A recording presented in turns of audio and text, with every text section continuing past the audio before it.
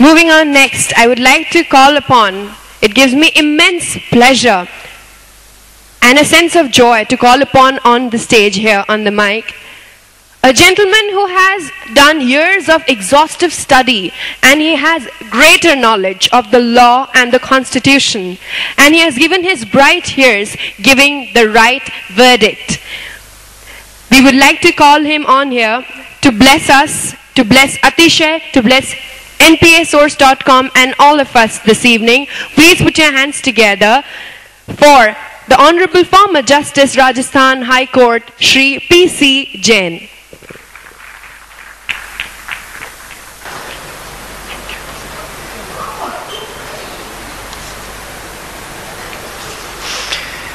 Dignitaries on the dais, ladies and gentlemen, when I entered the hall, perhaps I was the only man who was unaware of NPA. I was the most unwise man, but after hearing Tax Guru, Lakhotia ji, Mr. Gia, and the Executive Director IDBI, and other persons, I feel that I will go as a wise man from this hall. I am really thankful to Mr. Devendra Jain and Atishay Group who have given me the privilege to sit by the side of these experts, and I feel privileged as a matter of fact in their company. And after going from this place to Jaipur, I can claim that I can speak on NPA after hearing Tax Guru and other experts. Friends, one can make a speech through mind, but I have been given the task of blessings, perhaps because of my age or otherwise, I don't know why, but I have given the privilege of giving blessings, and I feel that blessings can only be given from heart, and the speech of heart is through the mother tongue. Therefore, permit me to speak in Hindi if I am given a chance to give blessings. बंधुओं, गीता में कहा है यदा यदाई धर्मस्य ग्लानि भवति भारत है। भारत का मतलब होता है भा मीन्स धर्म, रत मीन्स इसमें लीन होने वाला, जो धर्म में लीन है। जब धर्म अधर्म की जीत होती है, जब संसार में पापाचार बढ़ता है, तो भगवान कहते हैं मैं जन्म लूंगा और मैं जो है इस अनाचार, इस अत्याचार और इस दुख और दर्द को जो है समाप्त करूंगा। इस युग में, कलयुग में भगवान का अवतार होगा, ऐसा कोई भी धर्म शास्त्र नहीं मानता। इस अवतार की जगह लिया है कानून ने। आज कानून ही आपको धर्म सिखाता है और इस कानून ही जो है आपको सब प्रकार का ज्ञान देता है। आरोह तमसो ज्योति, हे मनुष्य अंधकार से प्रकाश की ओर बढ़, हे मनुष्य अज्ञान से ज्ञान की ओर बढ़। आज यही कार्य जो है ये हमारे कानून करते आ रहे हैं। जब ये 1902 से पहले जब ये भ्रांति फैली, जब ये बात आई कि करोड़ों रुपए की एनपीएस जो है, सेट्स जो है ये बेकार पड़ी हुई हैं, तो सिक्योरिटाइजेशन एक्ट आया, इससे पहले बीआईएफ एक्ट आया था। ये सब इसी था कि किस प्रकार से जो है इस देश की इकोनॉमी को सुधारा जाए।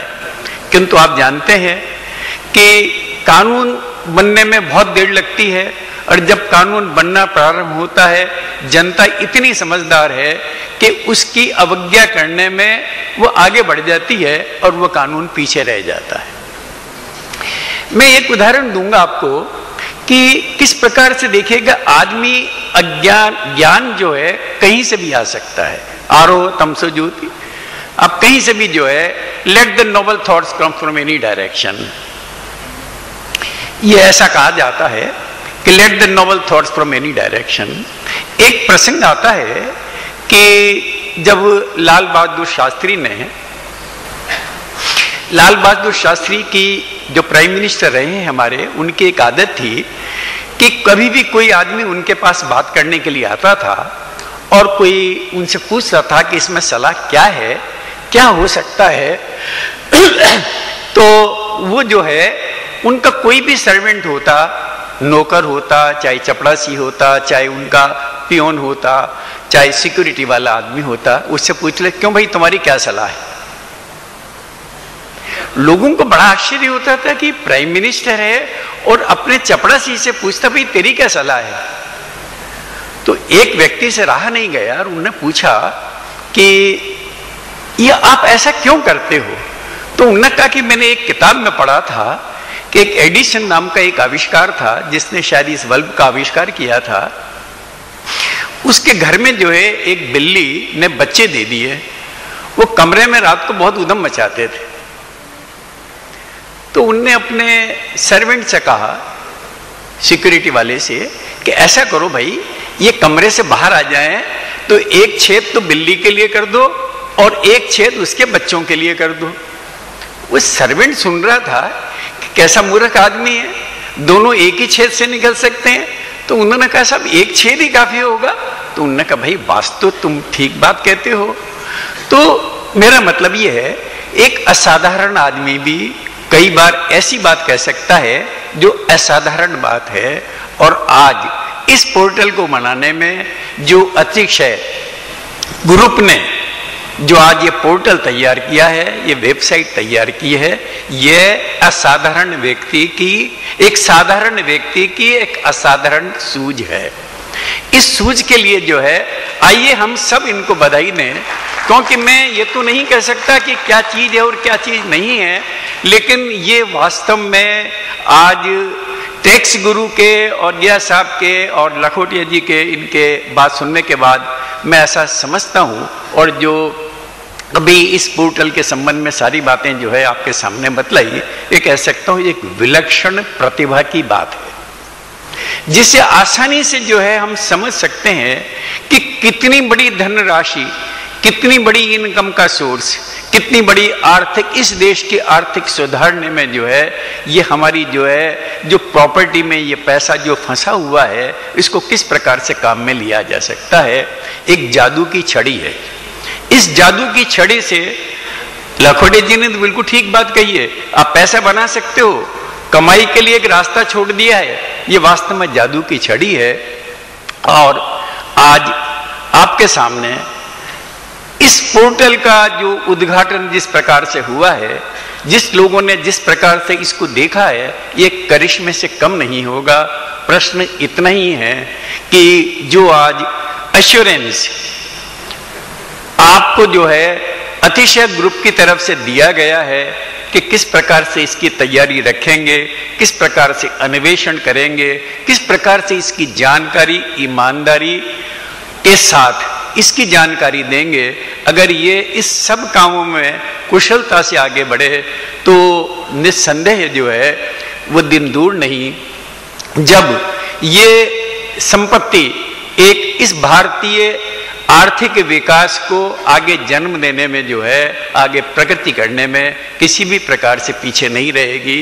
इन लोगों को मैं तो आज के दिन इतना ही कह सकता हूं कि ये एक नया आविष्कार है। इस नए आविष्कार के जनक जो है ये अतिशय ग्रुप बने और ये जो है हमारी जो है संपत्ति जो आज फंसी हुई है, ये एक आय का साधन बने। ये हम लोगों के लिए जो है एक प्रगति का सोपान बने। बैंकर्स और जो खरीदार हैं उनके बीच में जो है ये अतिशय ग्रुप एक सेतु का काम कर सके हैं। तो न केवल ये अपनी कंपनी की उन्नति करेंगे, न शेयर होल्डर्स कोई लाभ करके देंगे, लेकिन इस देश की आर्थिक प्रगति में ये बहुत कुछ कर सकते हैं, बहुत कुछ कर सकते हैं। और उनको बहुत मेहनत करनी पड़ेगी, ईमानदारी से जो है लोगों को इंफॉर्मेशन देनी पड़ेगी।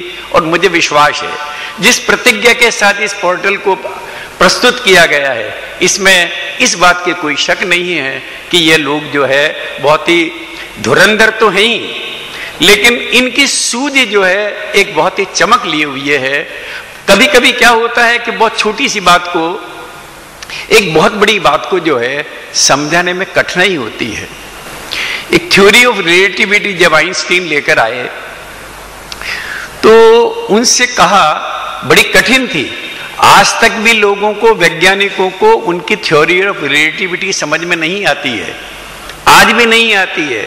आज भी कोई ये कहते हैं कि थ्योरी ऑफ रिलेटिविटी में दोषपूर्ण है, कोई क्या कहता है और क्या नहीं कहता है। तो उनसे पूछा कि साहब आपकी ये थ्योरी ऑफ रिलेटिविटी क्या है?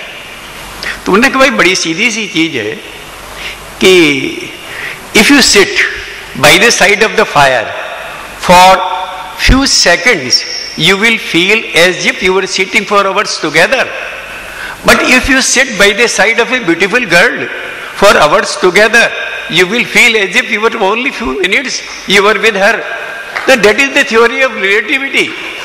तो ये जो सारी बात, ये जो आज इस पोर्टल के संबंध में जो बातें आई हैं, इसको रिलेटिविटी के इस आधार पर आप देखेंगे तो पाएंगे कि वास्तव में जो है ये एक बहुत ही अद्भुत करिश्मे की बात है।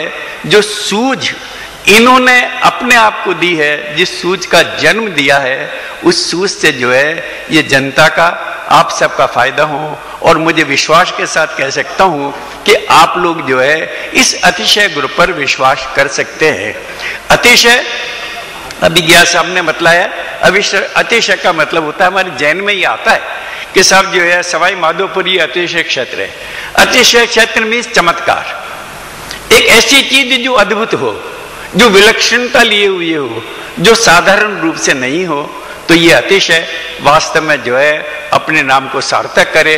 और मैं भगवान से प्रार्थना करता हूं कि भगवान इन साथियों को जिन्होंने आज इतना सुंदर आयोजन किया है और एक प्रतिभा से पूर्ण एक आविष्कार के रूप में, एक जादू की छड़ी के रूप में इस पोर्टल को जो दिया है, तो ये जो है सार्थक हो, ये स्वयं भी उन्नति करें और इस राष्ट्र के उन्नति में भी सहयोग दें। मुझे आप लोगों ने बुलाया और बोलने का मौका दिया, मैं आपका आभारी हूँ। जय हिंद।